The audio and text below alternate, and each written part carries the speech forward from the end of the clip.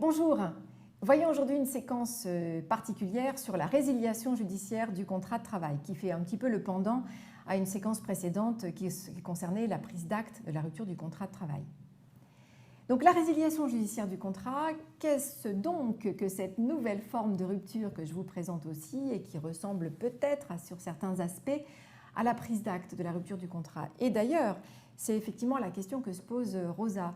Vous vous souvenez, Rosa, dans notre séquence précédente sur la prise d'acte, vous avez posé une question par rapport à une de ses amies qui avait fait une prise d'acte, effectivement, de la rupture de son contrat. Et donc Rosa ne connaissait pas ce régime spécifique de la prise d'acte, mais elle a entendu parler de la résiliation judiciaire du contrat. Et elle ne comprend pas très bien la différence entre les deux cas, parce que pour elle, c'est bien le juge qui décide de la rupture dans les deux cas.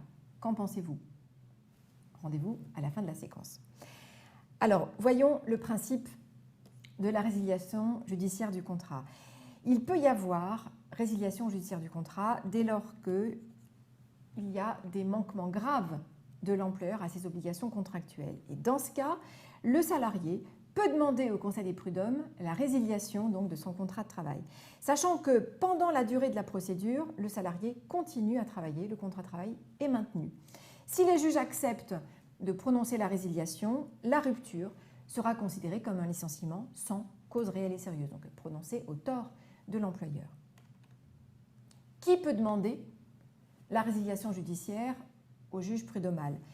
Il peut s'agir d'un salarié en CDI, également d'un salarié en CDD s'il invoque une faute grave de l'employeur et donc un manquement grave de l'employeur à ses obligations lors du contrat, sachant que l'employeur de son côté, en principe, n'a pas le droit de demander une résiliation judiciaire au juge, sauf en cas de faute grave d'un apprenti, donc dans le cadre évidemment d'un contrat d'apprentissage.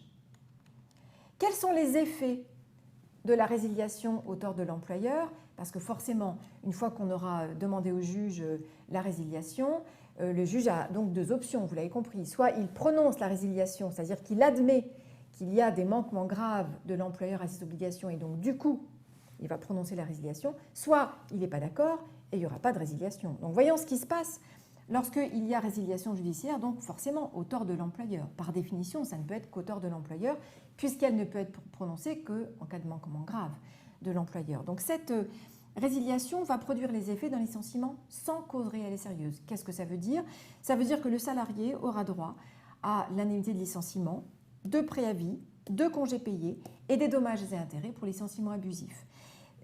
Cette résiliation prend effet, ou cette rupture, autrement dit, prend effet à la date du jugement, ou alors, s'il y a eu rupture du contrat entre-temps, à la date où le contrat de travail a été rompu. Donc voilà les effets de la résiliation. On va finalement considérer que c'est donc le juge qui rompt le contrat et que cette rupture produit des effets d'un licenciement abusif, ce qui veut dire que l'employeur est redevable au salarié d'un montant d'indemnité qui est celui qui lui aurait été rémunéré ou versé si le licenciement avait été déclaré abusif. Autre possibilité de la demande de résiliation par le juge peut refuser la résiliation. Il peut estimer que les manquements graves de l'employeur ne sont pas suffisamment graves pour justifier la résiliation et dans ce cas, qu'est-ce qui se passe? Eh bien rien, le contrat, il continue. Donc le contrat de travail se poursuivra normalement et aucune indemnité ne sera due au salarié.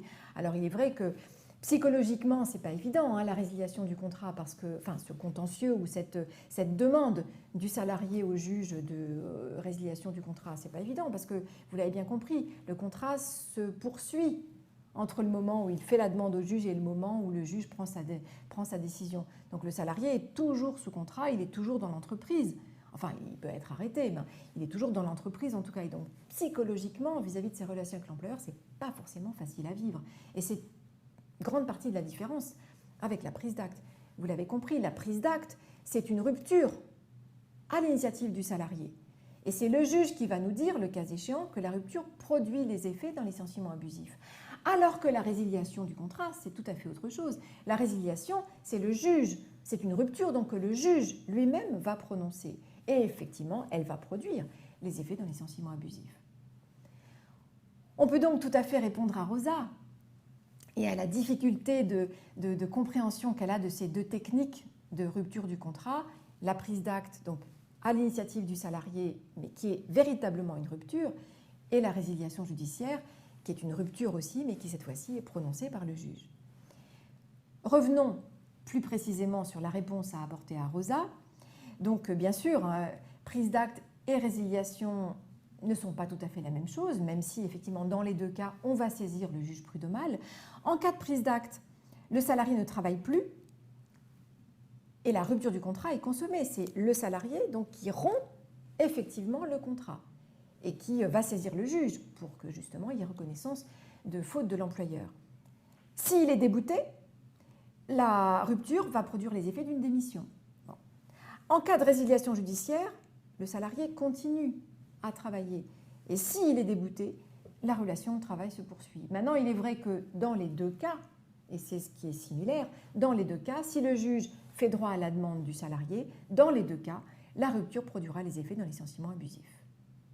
Voilà ce que vous pouvez aller maintenant expliquer à Rosa. J'espère qu'elle sera satisfaite de votre réponse et qu'elle aura tout compris.